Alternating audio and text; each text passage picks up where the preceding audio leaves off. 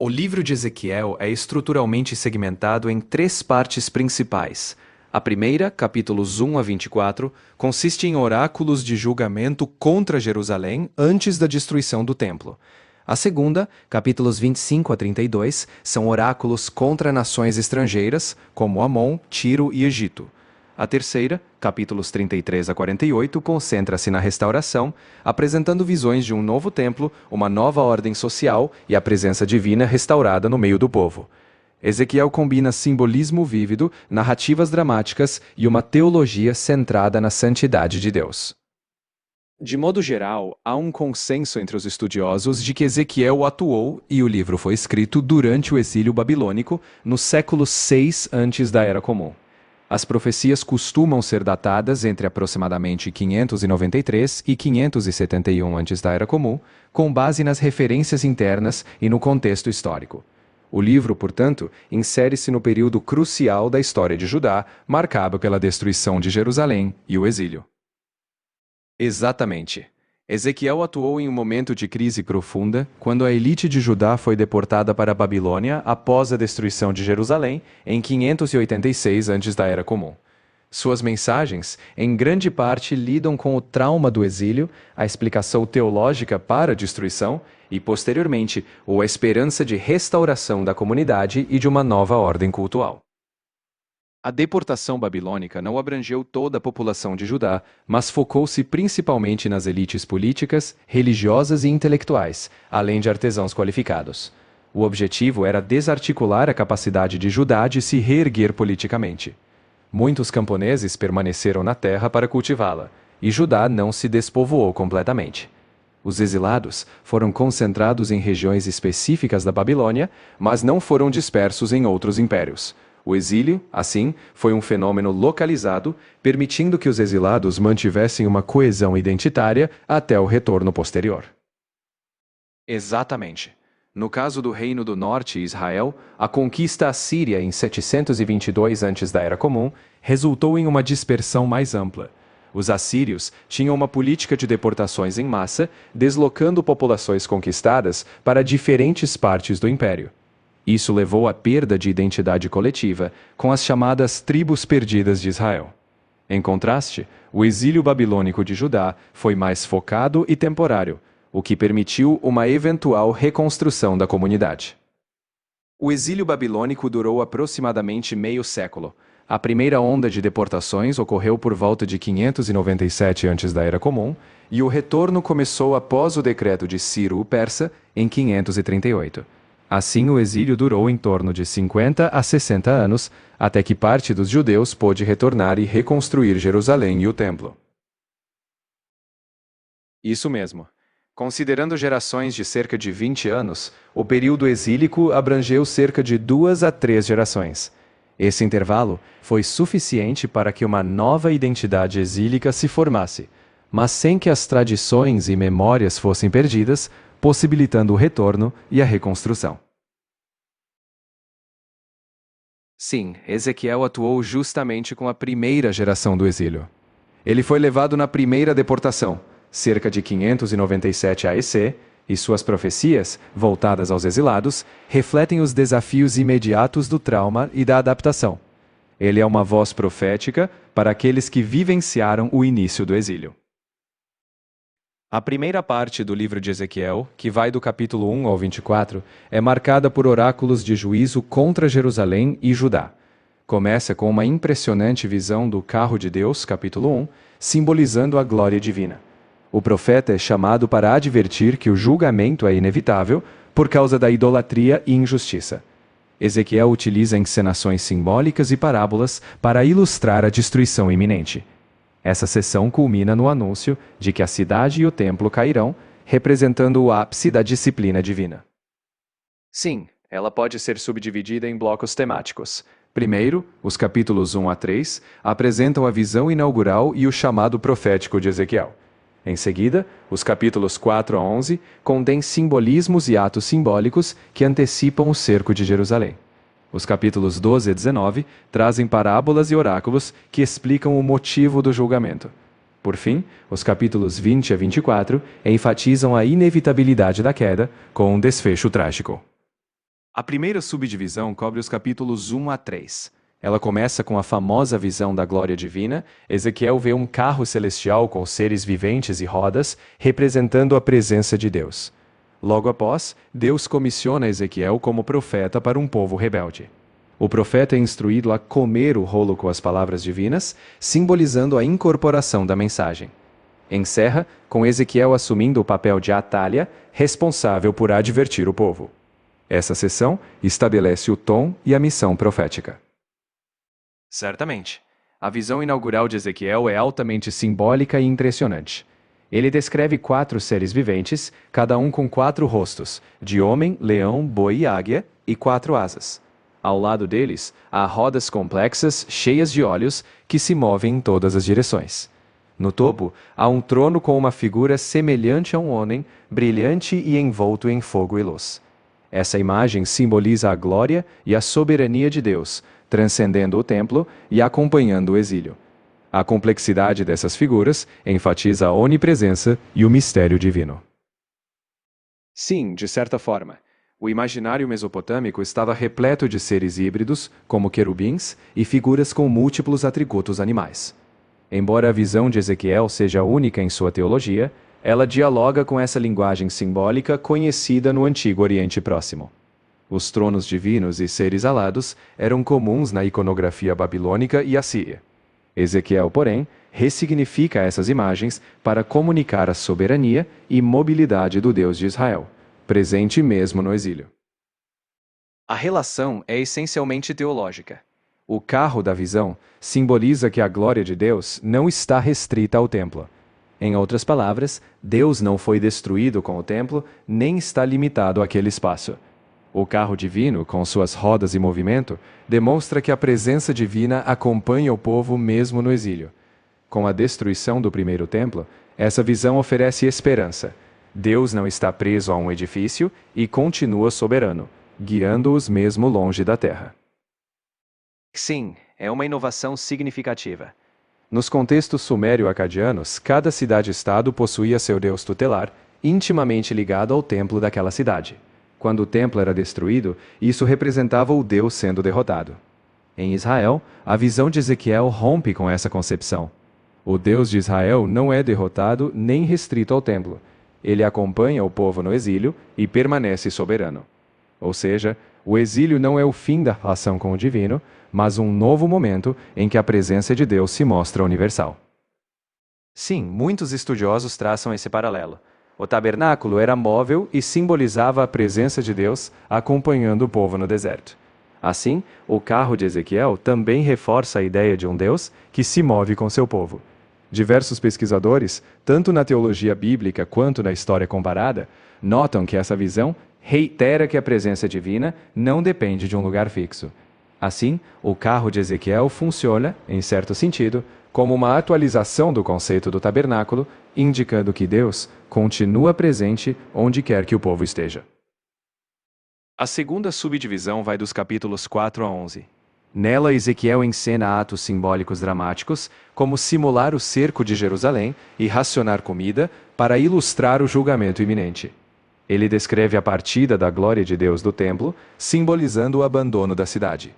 Esses capítulos reforçam que a idolatria e a injustiça levaram àquela crise. No ápice, Ezequiel vê a glória de Deus deixando o templo, confirmando que a destruição é irreversível, mas também preparando o caminho para a restauração futura. A terceira subdivisão, entre os capítulos 12 e 19, aprofunda as razões do julgamento. Ezequiel usa parábolas e alegorias. Ele fala de um rei que vai para o exílio, de vinhas improdutivas e de infidelidade. A mensagem é clara. O povo não pode culpar a geração anterior, pois cada um responde por seus atos. No centro está a responsabilidade moral individual e a inevitabilidade do juízo. Sim, há uma relação temática. Tanto Oséias quanto Ezequiel usam a imagem do relacionamento conjugal para simbolizar a aliança entre Deus e Israel. Oséias, antes de Ezequiel, já havia usado o matrimônio para denunciar a infidelidade do povo, comparando-o a um cônjuge infiel. Ezequiel aprofunda esse simbolismo, retratando Jerusalém como uma esposa infiel que abandona o pacto com Deus. Ambos, portanto, usam a metáfora conjugal para ilustrar a gravidade da apostasia e a exigência de fidelidade ao pacto. A quarta subdivisão, nos capítulos 20 a 24, intensifica a inevitabilidade do juízo. Ezequiel recapitula a história de Israel, mostrando a repetição contínua de rebeliões. Ele narra alegorias como a de duas irmãs infiéis, representando Samaria e Jerusalém, e a de uma panela enferrujada, indicando a corrupção total. Por fim, o anúncio da morte da esposa de Ezequiel serve como um símbolo do luto nacional iminente com a destruição definitiva de Jerusalém. A segunda parte abrange os capítulos 25 a 32 e é dedicada aos oráculos contra as nações. Ezequiel profere julgamentos contra Amon, Moabe, Edom, Filístia, Tiro, Sidom e Egito.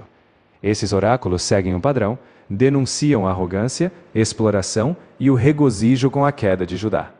O ápice é o extenso julgamento contra Tiro e o Egito, potências regionais.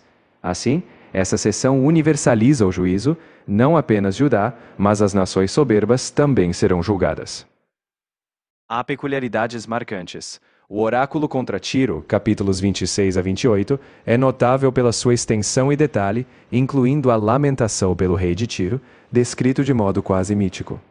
O Egito, capítulos 29 a 32, recebe várias mensagens, incluindo uma longa metáfora do crocodilo, simbolizando o faraó. Já Amon, Moabe e Edom são mais concisos, focando na alegria com a desgraça de Judá. Cada nação, assim, tem um ângulo próprio no discurso, variando entre julgamentos genéricos e oráculos ricos em simbolismo. O simbolismo do crocodilo aparece no capítulo 29 de Ezequiel. O faraó é comparado a um grande crocodilo, ou monstro, que se deita no Nilo, arrogante e autossuficiente. Deus, porém, diz que puxará o crocodilo para fora do rio com ganchos, junto com seus peixes, e o deixará abandonado no deserto. Esse símbolo retrata a queda do Egito de sua posição de poder, mostrando que a confiança do faraó no Nilo e em sua própria força é vã. Assim, a metáfora ilustra a humilhação do Egito diante da soberania divina. Em termos estritamente historiográficos, as quedas dessas nações não ocorreram de modo tão direto ou imediato como os oráculos sugerem. Tiro, por exemplo, resistiu por décadas após a profecia, só sendo conquistada muito mais tarde. O Egito manteve relevância por séculos, embora tenha perdido sua hegemonia. Esses oráculos, no entanto, operam em um registro profético, onde a queda significa a perda de soberania ou humilhação diante de poderes maiores, como Babilônia ou, mais tarde, os persas. A mensagem teológica é mais importante que uma cronologia literal. Não, nessa seção específica de Ezequiel, os oráculos são direcionados apenas a essas nações. O foco é contextual. Trata-se dos vizinhos e rivais de Judá, todos envolvidos nos acontecimentos do período. Cada um deles simboliza uma dimensão do entorno geopolítico de Israel e serve para reforçar a mensagem profética de que o juízo divino abrange todo o cenário regional. A terceira parte de Ezequiel, abrangendo os capítulos 33 a 48, é a seção de restauração. Primeiro, há um chamado à responsabilidade individual, com Ezequiel reafirmado como atalaia. Depois, vêm promessas de um novo pastor, o rei davídico, e a visão do vale de ossos secos, simbolizando a revitalização do povo. Por fim, há visões do novo templo, da reorganização da terra e da presença divina restaurada. Essa parte aponta para uma esperança futura, a renovação espiritual e social de Israel. A primeira subdivisão da terceira parte está nos capítulos 33 a 37.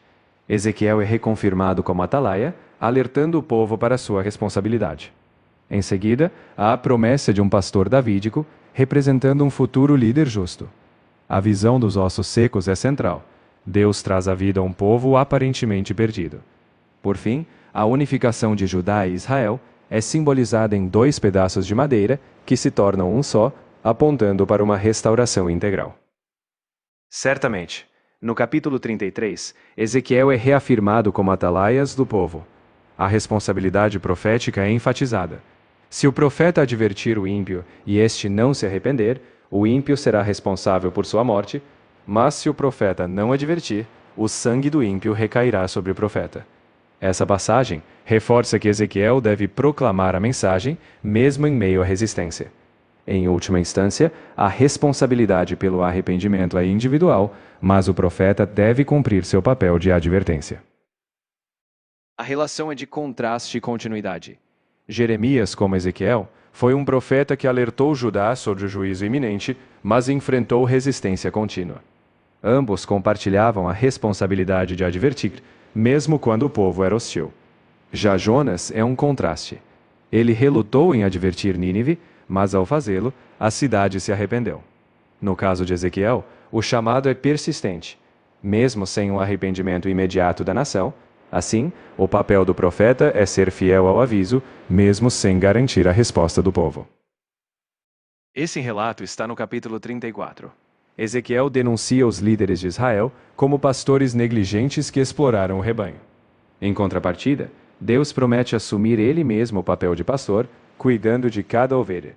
O ponto culminante é a promessa de um pastor único da linhagem de Davi.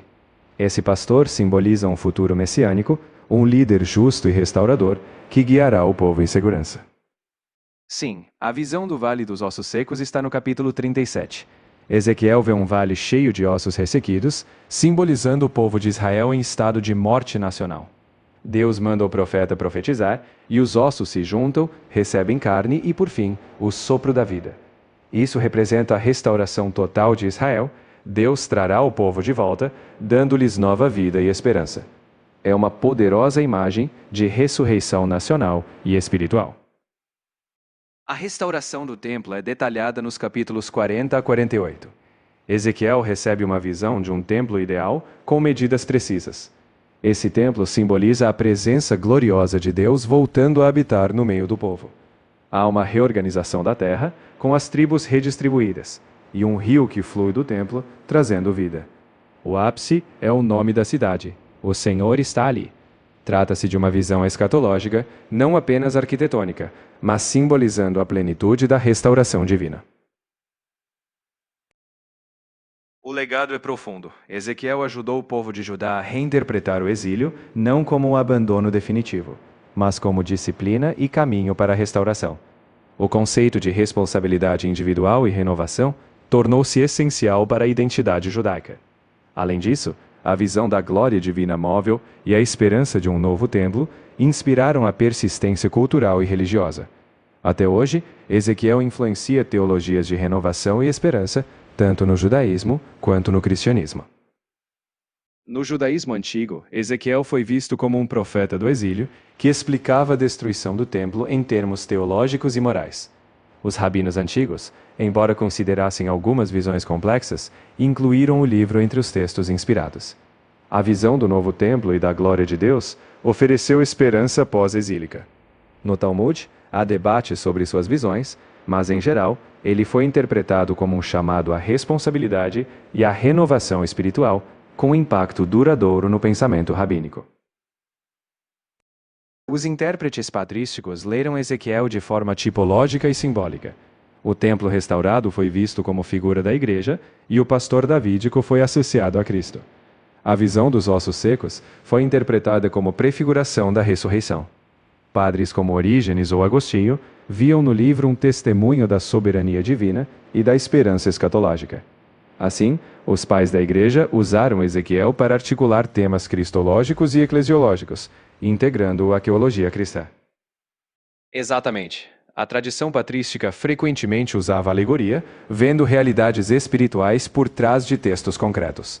O templo, o pastor e até mesmo os juízos eram lidos como figuras da nova aliança, da Igreja ou de Cristo.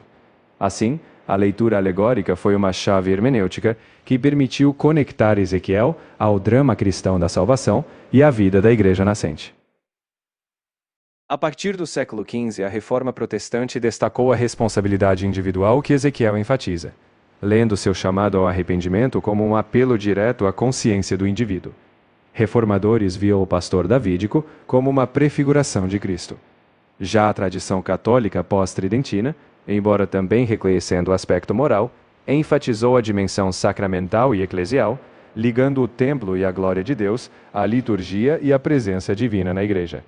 Ambas as tradições, porém, valorizaram o livro como testemunho de juízo e esperança. Exato. O dispensacionalismo, surgido no século XIX, interpreta Ezequiel fortemente em termos escatológicos e futuristas. Eles leem, por exemplo, a visão do templo dos últimos capítulos como um templo literal que será restaurado em um futuro milenar. A restauração de Israel é vista como um cumprimento literal em um plano futuro de Deus. Assim, o dispensacionalismo vê Ezequiel como uma chave para entender a sequência dos eventos finais e o papel central de Israel. O livro de Apocalipse claramente dialoga com Ezequiel em várias imagens e temas. Ambos os livros compartilham visões apocalípticas. Ezequiel descreve um novo templo, uma restauração escatológica e o juízo sobre as nações.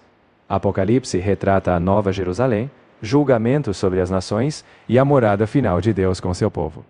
Além disso, as visões de criaturas viventes e rodas em Ezequiel encontram eco nos seres viventes de Apocalipse. Assim, Apocalipse reutiliza e ressignifica elementos de Ezequiel em sua própria visão escatológica.